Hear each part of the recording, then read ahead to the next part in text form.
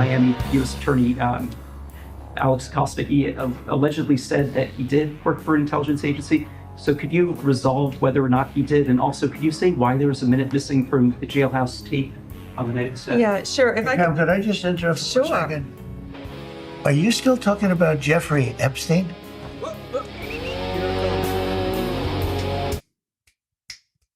And that's the moment. That's the moment when the ego cleared, logic overpowered, and I realized it's all been a lie. And maybe I've been lying to myself this whole time, because what happens is that there's an old saying where that politicians will always break your heart.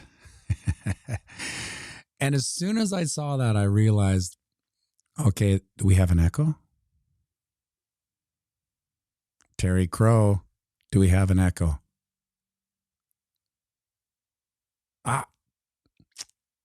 Use your error. No worries.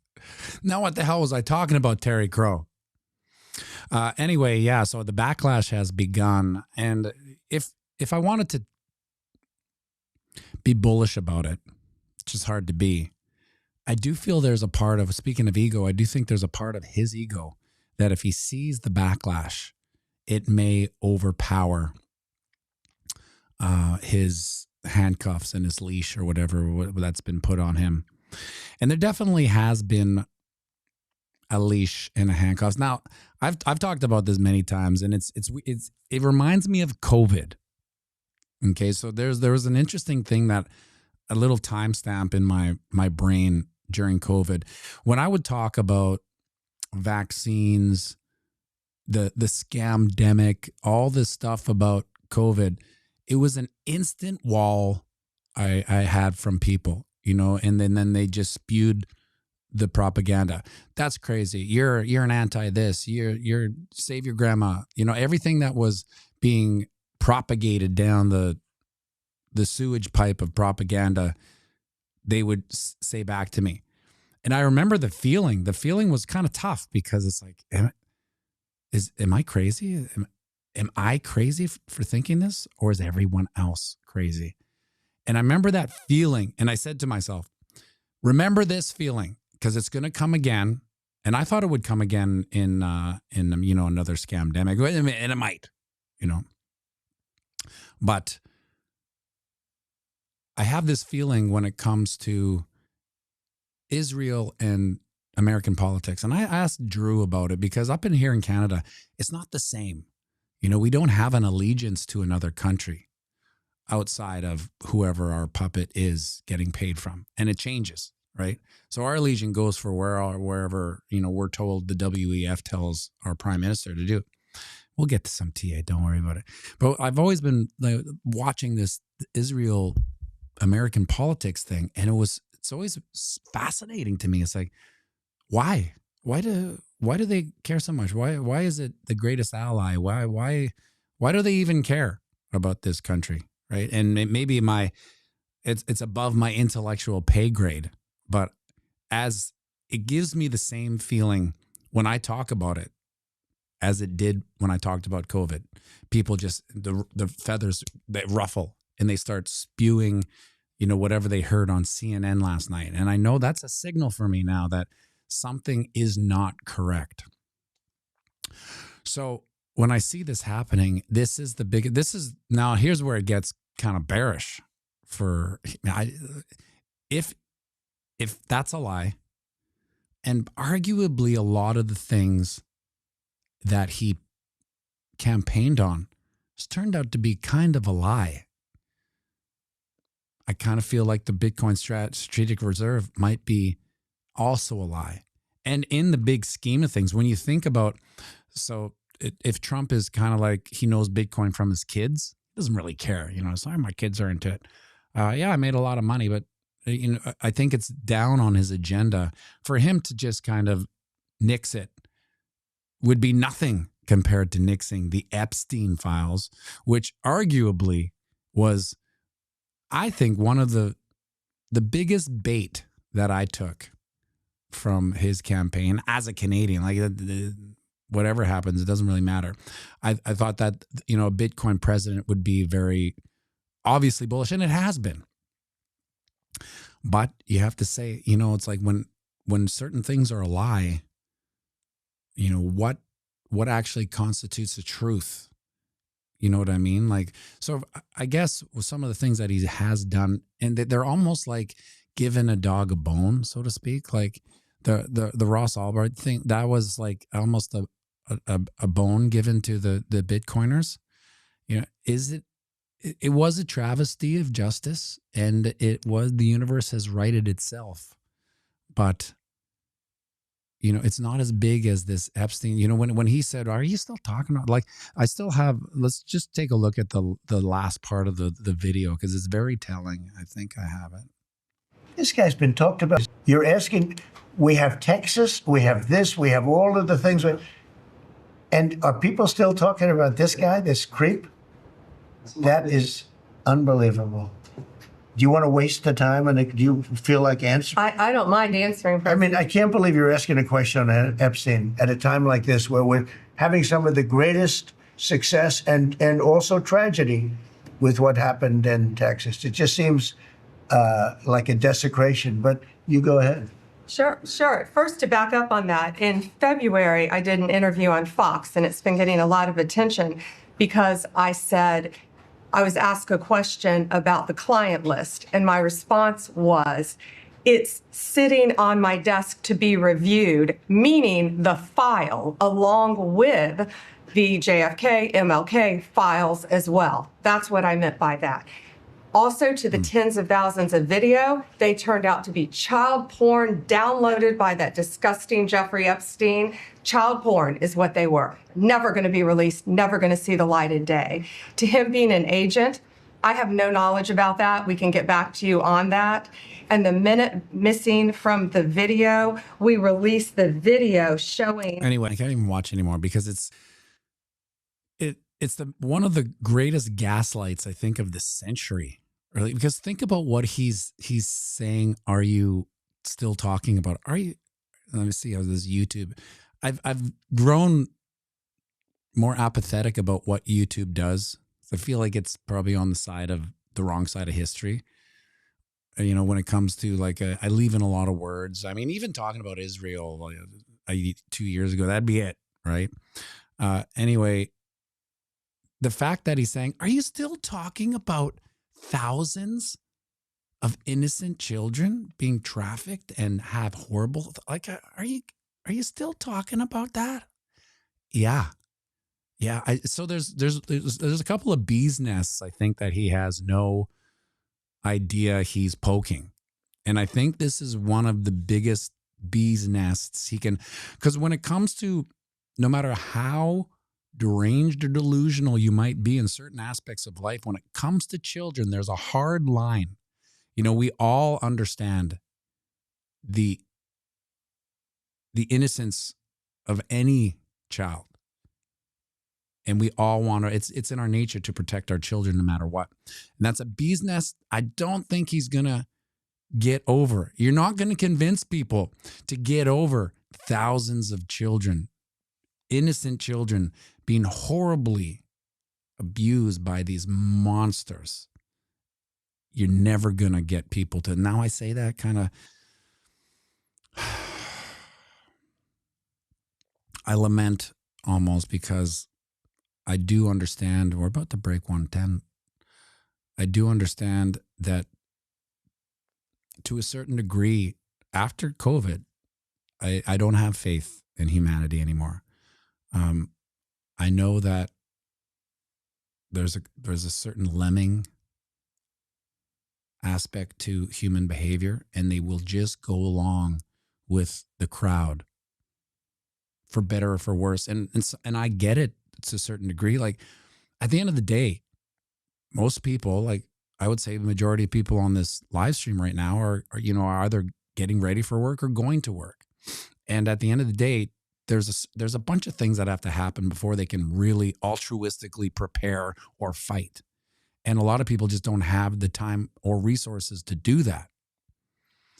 So I understand how this just keeps on going. right? And maybe nothing ever gets done. And the reality of it is,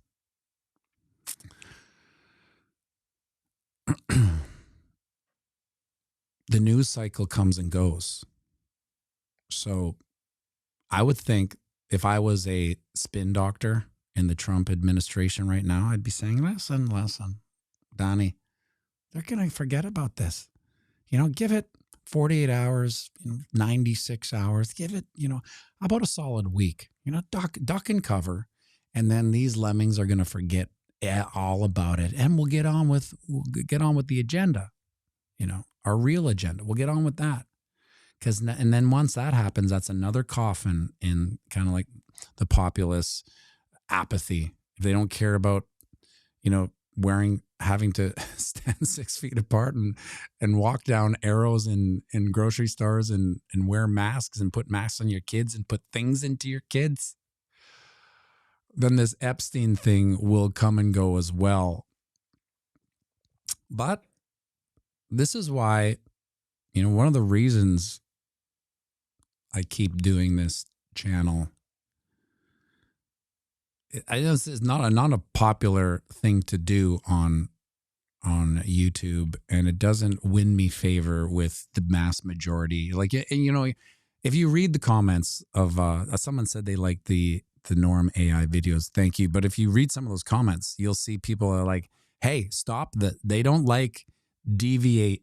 Nobody likes deviation from, a channel's niche, right? And this channel's niche is, technical analysis of Bitcoin, essentially, right? But I mean, when there's nothing to be said, like, yeah, we're breaking 110, but when you kind of take a look at the chart, we're bingo bongoing in a very tight little channel here. So there's not much going on. And because we're in the law of numbers, even $1,000 move, which would be huge, $30,000, $40,000, $50,000, where we went from 50 to 51,000. That's a pretty big move back then. Now it's not so much. So it's harder to do technical analysis. And there's a million, there's people doing live trading and technical analysis everywhere. So it's one of the reasons I do is because I feel like it's up to us Bitcoiners to be the hard stand, be the standing army, the intellectual standing army as we move forward. Because with a little bit of Bitcoin in your back pocket, it's the humble opinion of this piano that it's enough to instigate future FU money, right? And it's really how short your financial leash is to the system that is how loud, your bark is. And I think we have a loud bark here as Bitcoiners because we know eventually the system will fold and the last people standing will be whoever protected themselves with Bitcoin. Now, will that happen in the next 10 years? I don't know.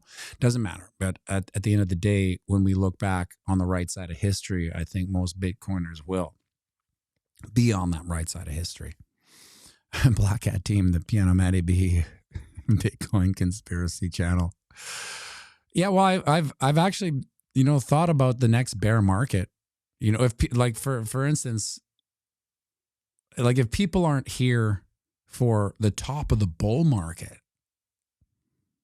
they're not going to be here for the depths of the bear market, which I arguably had a better time doing. You know where you stand. I was thinking, well, if we have a typical 4-year cycle, Mr. Dinkle's 100. I love 109K boredom. Yeah. Imagine there's a lot of things that if you were to tell me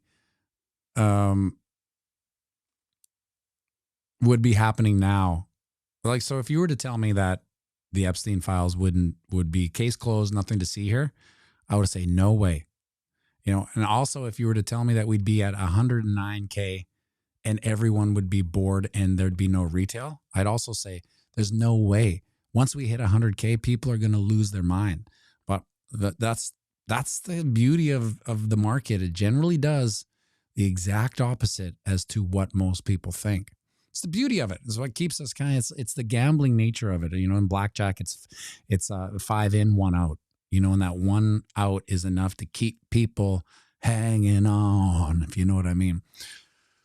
So I was like wondering, you know, what am I going to do in the bear market? Obviously, like I sustained this channel for Duke in 5 or 6 years. You know, the one day the name will change, and I'll be gone, and Duke will have a monetized channel. That's it. Not that I think he would have if he starts a channel now on his own, which he has, it's called Infinity Duke. I think once he starts making content, he'll monetize that channel faster than this channel ever did. But just in case, you know, I'd like him to step into a monetized channel where he can, you know, maybe make some money. Because I always tell him, it's like, are you going to be a creator or a consumer? You know, if you're going to be a consumer, you got to get a job too, because you're going to need money to consume, etc., etc. It's speaking of gaslighting, we all have funny stories about our dads, right? Whenever I get around my sister and our niece and nephews, we just tell stories about my dad and the things he did. And I guess it's a legacy that I'll probably extend to Duke, because there's no shortage of bizarre and funny things that I get to Duke to do. He's a funny kid. So we're at 109 point. It says 7, but on my other screen, it's 109.8. We are close to 110. Extreme apathy has taken over the Bitcoin market. Crypto fear is at 66, so we're in slight greed, which I like, because if we're in, you know, extreme greed, we'd be looking for a little bit of a pullback now. Now, pull back to here. We still have this head and shoulders that could play out. We still really haven't broken out. I don't like the bullish part of this head and shoulders is that it's inverted, so to speak. Not an inverted head and shoulders where the head's out the bottom, but the shoulders are wrong. You know, ideally you would want a more healthier head and shoulders that would lead into a more bearish probability would be this right shoulder being a little lower, right? So arguably it's also a channel of ascension. So it depends how you look at it. TA is very, you know, if you're looking for bearishness, you can find it. If you're looking for bullishness, you can find it. This is a typical head and shoulders, but the shoulder is a little right, which takes down the probability of a collapse. Now, if we did see a collapse, we would probably take her down to this channel of descensions support at 104.7. Let's call it 105. It would be under the 200 moving average, which is bearish. But, you know, that's it doesn't really matter. It's still just bing-bonging in a channel. You can see if we were to hit this resistance, we would still be above this little bing, bong, bing. This should come with a sound. It would be very soothing / annoying. JP, only 27 likes so far. Come on, people. I guess Duke hasn't been up here enough. Anyone heard from Misco in a while? No, I haven't heard from Misco, actually. I haven't seen him on the piano live streams either. Now, a bigger, more juicier display of a channel of nothingness is the daily chart. You might say it's a little bearish that we have put in lower highs. Now, our attempt here this morning, yeah, it's still lower. So we candle closed at 110.13. So Carl Eller, Duke Pump is a big part of the likes algorithm. Yeah. He always asks, how come I don't play anymore? It's like, we can't do it. We got to get these likes up before we can do it. And it's actually, he secretly likes it because he can do whatever he wants, which is usually play video games while we're doing this. Before it's summer holidays, right? So it's basically daddy daycare every day for the next 6 weeks, which I never really grasped, you know, at the end of school. I never really realized that, oh yeah, Duke's going to have every day off for the next 2 months. Anyway, you can see we closed at 10.3 and now we haven't even, you know, cracked 110. It would be bullish to candle close sometime this week above 110.3. If we don't, we'll likely see more chop and a little bit of downward pressure. So we just can't get the, there's not enough people buying thousands of Bitcoin. Oh, wait a second. Yeah, there is. Well, there's not enough, people pumping the. No, that's not true too, because it seems like everyone's pumping the price. Yeah, I don't know if there's been one kind of disappointment for me in this bull run besides, retail not coming in. That would be the number one disappointment. The second one is, I feel like there's bullish price gaslighting too. Like I almost want to go into the comment sections of all these X posts where they're like, so-and-so just adding, $300 million in Bitcoin to their strategic reserve. I almost want to go in there and say, and the price goes down, send. Because I'm so disappointed with seeing the absolute insane institutional FOMO aping in and the price hovering. Now, again, a lot of this stuff may be above my intellectual and financial pay grade. Maybe they're all doing a sweet little long Bitcoin, short IBIT. Who knows? Like there's a million arbitrages to keep pressure down. I suppose that also extends to another disappointment is that when IBIT first released its ETF, I remember doing a video and the metaphor was in high school, there was the popular kids and the alt kids and then the losers and nerds, right?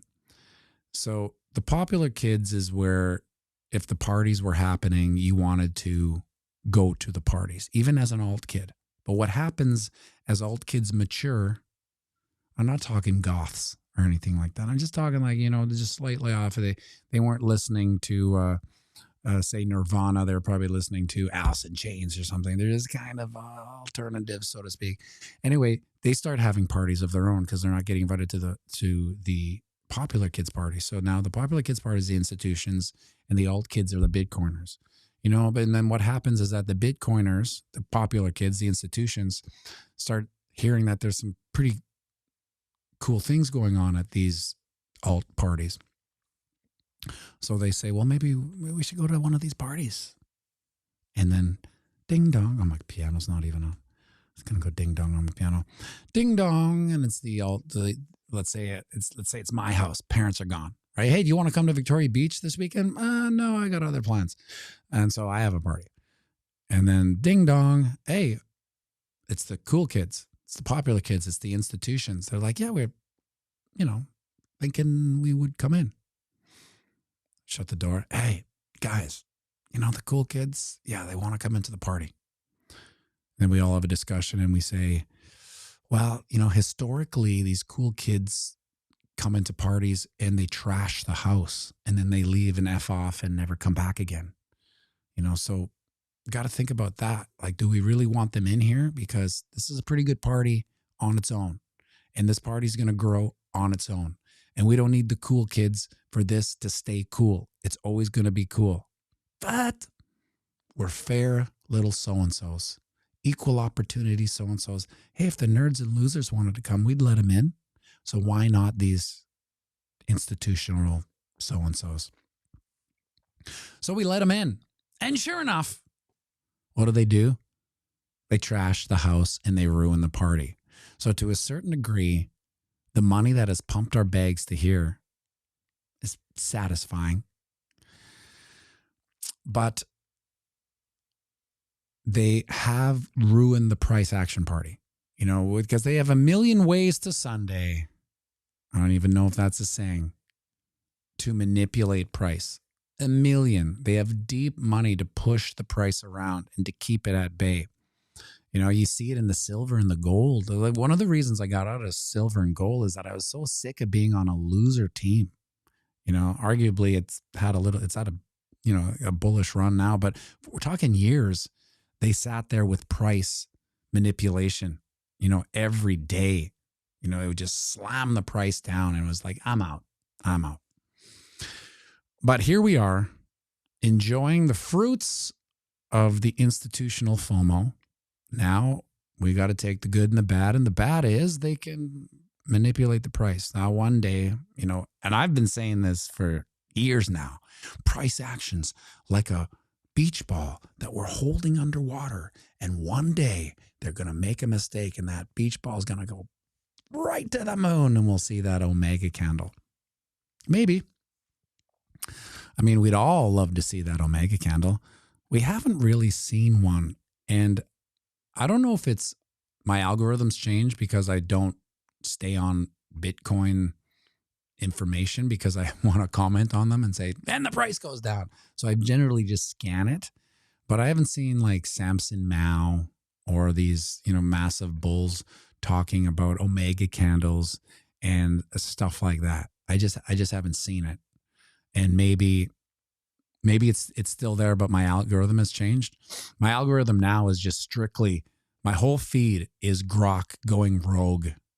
Now, I thought this was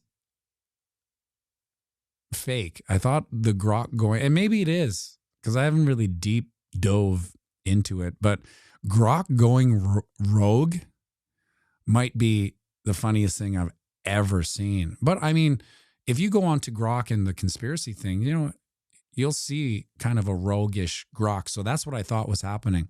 Now, if anyone knows if that's true or not, or false, or let me know, because I haven't really deep dove that far into it. But it's crazy. Some of the shit he's saying is so funny because it's like the Band-Aid was ripped off of this political correctness bullshit, which I've never been a fan of, but I understand why it is, because it's people with jobs who have to, they get a memo. We don't say this or we don't do this anymore. Why? Because I'm going to fire your ass if you'd say it. Oh, okay. Well, I won't do it. And then that's how it just, my sister's a teacher. She gets these memos all the time. Now we don't use the word retard. We use the word neurodivergent, because she brought it up one time. She's like, well, I was dealing with this kid who is neurodivergent. I'm like, what the hell's neurodivergent? And she's like, well, it's, he has a special heart. Like, what special heart? What do you mean? Well, he's like, is he retarded? It's like, wow, we don't say that. Like, okay, all right, whatever. I do. Just so you know, like, what I'm talking about. I don't want to sit here and have a conversation about all these weird words, all these synonyms for retarded. Anyway, now it's funny because I was having dinner there on Sunday. That word is now normalized in my sister's house. All the kids say it. Oh, pianomattyb, you're such a bad influence. Hey, we're living in reality. The closer you are to reality, the closer you are to freedom, right? Even, there's language slavery as well. If you can't say certain things, how free are you? Funny. Is it Wednesday? Funny Wednesday rant here. On the old weekly chart, the Wookiee. Giga, yeah. You can see here, we did close the highest weekly candle so far at 109. Let's go back. Is that true? Yeah. That is the highest weekly candle close. I mean, it's just barely over. The last one was 109. This one was 109, 300 by 200. But hey, we'll take it. And now this is as bullish as I'd like to get. I'd like to get more bullish, obviously, but realistically speaking, we need to candle close this wick here. This wick is 110.6. Come on. It's $1,000 more. It's a mood swing away to find this, to candlestick this wick. That would be hella bullish for everyone involved. If not, there's a high probability of, this has been a bullish 3 weeks. It's hard to imagine because it's felt like, the most boring TV show you've ever already seen, and you're watching it again because it's The VHS at my sister's cabin. It's like, what am I going to watch again? Okay, let's, Magnolia. Boom. Oh, it's a double VC. Where's the second one? I don't know. I'll just watch this.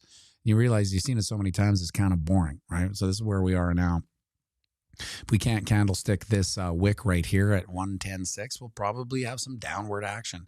Now, it is basically following this little doodle pretty nicely. It's a little ahead of it. But breaking out of this channel would be 112. So what is our all-time high? 112. Right.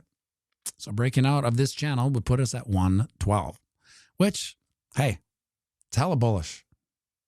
And in a sea of monotony, which we are drowning in right now, and everyone's bored and nobody really cares, breaking out of a channel of ascension be just fine and dandy with this guy. Make sure you like and subscribe.